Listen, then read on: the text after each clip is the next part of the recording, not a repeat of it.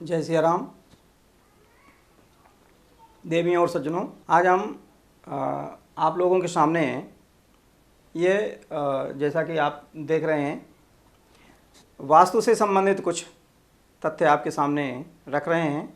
इसकी जानकारी आपके पास अगर है तो आपके बड़े काम आने वाली चीज़ है। ध्यान रखिए। लोगों को ये परेशानी होती है, सोचते हैं कि जैसे मान लीजिए उनके पास उनके एक जो जन्म के समय जो नाम पंडित जी ने निकाला था, ज्योतिषी ने जो नाम निकाला था वो भी नाम है, और जो घर पर उनके माता पिता या भाई बहन किसी ने या रिश्तेदार ने कोई नाम रख दिया है वो भी नाम है। तो किस नाम का प्रयोग कहाँ करें, ये कन्फ्यूजन बना रहता है। तो इसके लिए हमने ये निकाला है कि हम आपको ये चीज़ बता दें। आप शास्त्र में क्या बताया गया है, आप लोग उसको ध्यान से देखें, उस अनुसार काम करें, अच्छा रहेगा।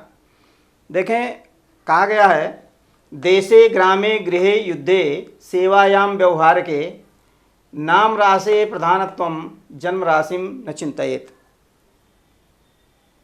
अर्थात किसी देश में रहना हो,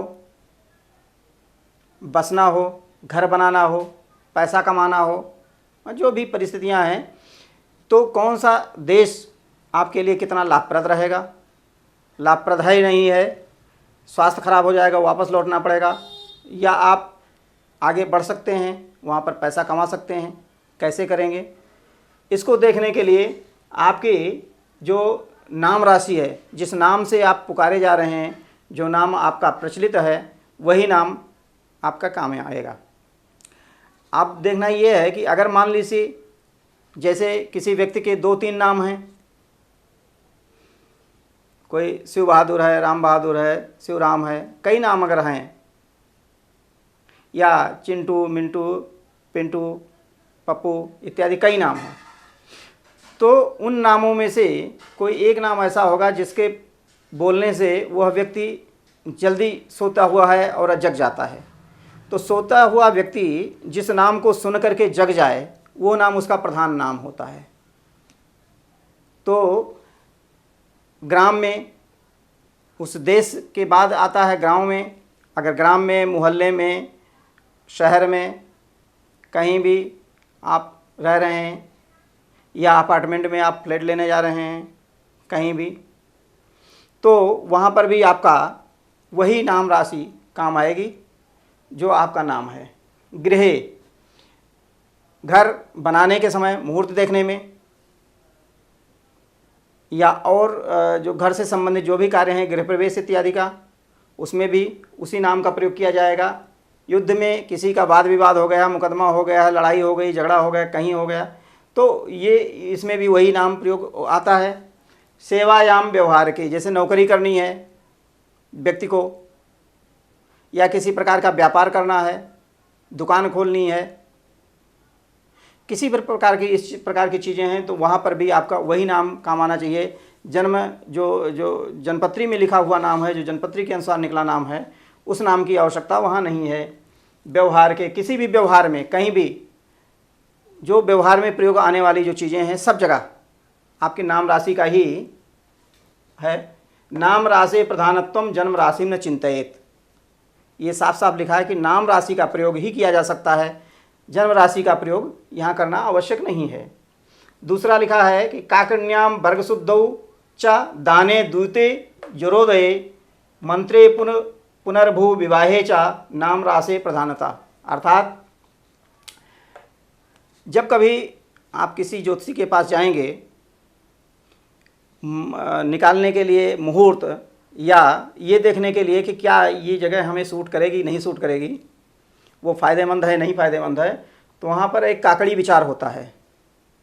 आपके नाम राशि और उस स्थान के राशि के अनुसार उसको जोड़ करके वो निकाला जाता है काकड़ी। तो काकड़ी में वर्ग शुद्धौ, वर्ग की शुद्धि में जो अपने से पंचम राशि वैर कहलाती है, पंचम वर्ग वैर होता है, दुश्मनी होती है, शत्रुता होती है। तो वर्ग शुद्धि में दान देते समय, दान के समय में, दूत में, द्यूत का मतलब होता है जुआ, तो आजकल जो शेयर बाज़ार है ये द्वित के अंतर्गत आता है। लॉटरी है, सट्टा है, शेयर मार्केट है या म्यूचुअल फंड है, ये सारी चीज़ें द्वित के अंतर्गत आती हैं। यहाँ पर भी नाम राशि की ज़रूरत होती है।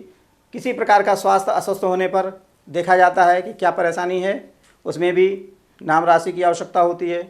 मंत्र की दीक्षा लेने में, मंत्र की दीक्षा देने में, मंत्र सिद्ध करने में, इन सब चीज़ों में नाम राशि वही प्रयोग होता है। पुनर्भू विवाहे चा, पुनर्भू का मतलब होता है ऐसी कन्या जिसका विवाह तो हो गया है परंतु या तो वो अपने पति के घर गई नहीं है अथवा उसका पति से कोई जो है शारीरिक संबंध नहीं हुआ है, उनका विवाह अगर किया जाए तो पुनर्भू कहलाती है। और अगर ऐसा हो गया है, उसके बच्चे हैं या कुछ दिन रह लिया है तो विवाह कहलाता है।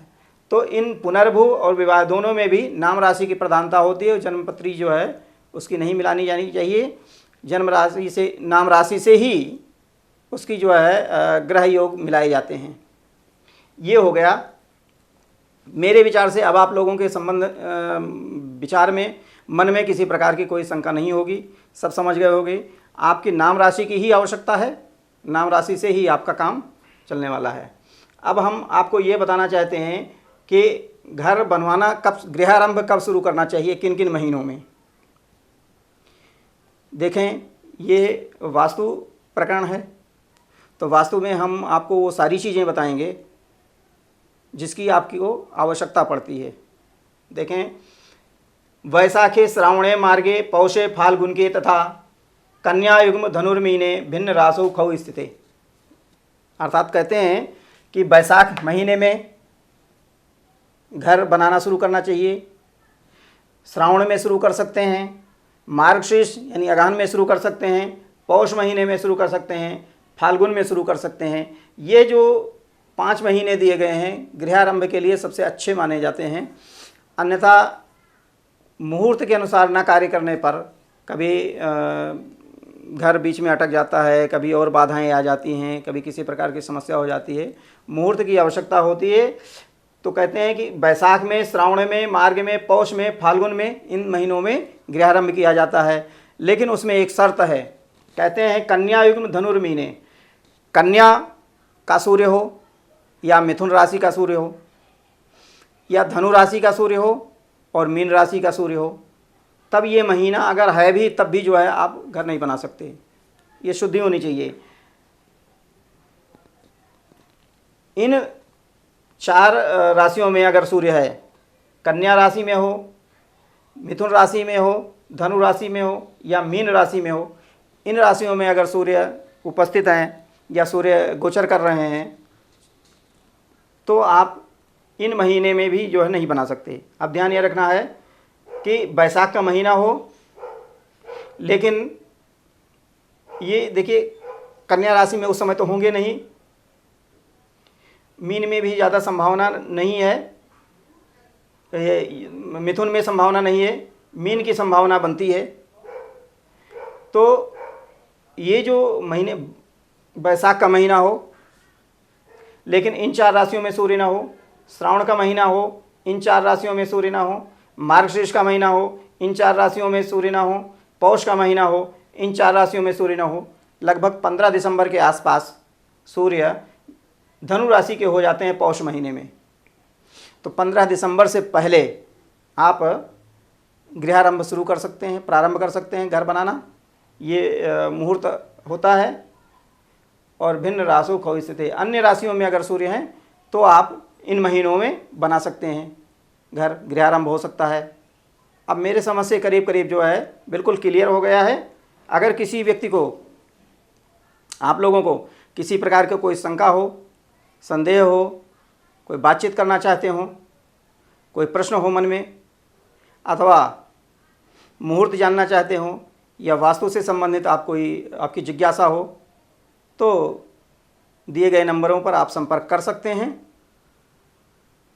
और अपनी जिज्ञासा प्राप्त कर सकते हैं। अब इसके बाद में आप लोग ये समझ लें, यहाँ लिखा है किस दिशा में न रहें। जिस क्षेत्र में आप रहते हैं, रहना चाहते हैं, जिस मोहल्ले में रहना चाहते हैं, जिस अपार्टमेंट में आप रहना चाहते हैं या जिस गांव में रहना चाहते हैं, उसके लिए ये कहा गया है किस किस दिशा में कौन कौन राशि के लोग जो है नहीं रहने चाहिए। जैसे अगर वृश्चिक राशि का व्यक्ति है तो उसे पूर्व दिशा में घर नहीं बनाना चाहिए।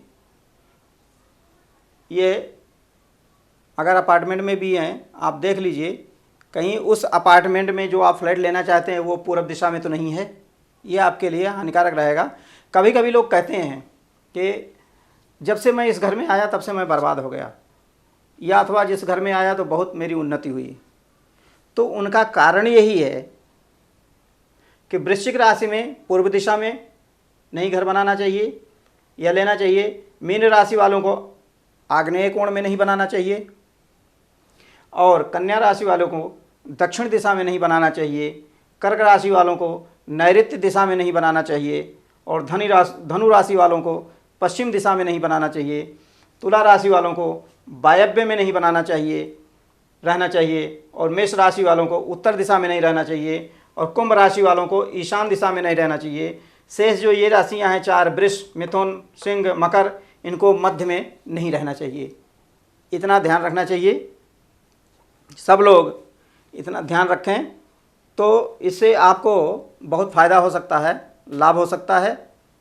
और जो अभी नए नए वास्तु सीखना चाहते हैं उनके लिए भी बहुत लाभप्रद है, देख सकते हैं इसको। जैसे किसी भी व्यक्ति को घर नहीं बनाना है, फ्लैट खरीदना है तो फ्लैट में भी ये काम आ सकता है। घर बनाना है तो घर में भी ये काम आ सकता है। ज्ञान कभी हानिकारक नहीं होता है, जानकारी जैसे रहेगी, ज्ञान आपको रहेगा। घर जो है वह एक देवता है, वास्तु देवता कहे जाते हैं, जो हमें कुछ देता है। देवता का मतलब जो दे वो देवता।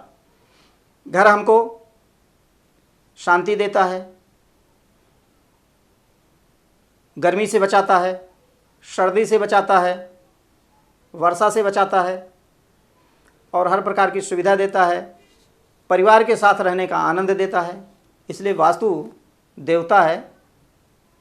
वास्तु देवता के अनुसार जो कार्य है आप करेंगे तो आपको निश्चित रूप से लाभ प्राप्त होगा और आप उन्नति करेंगे। धन्यवाद।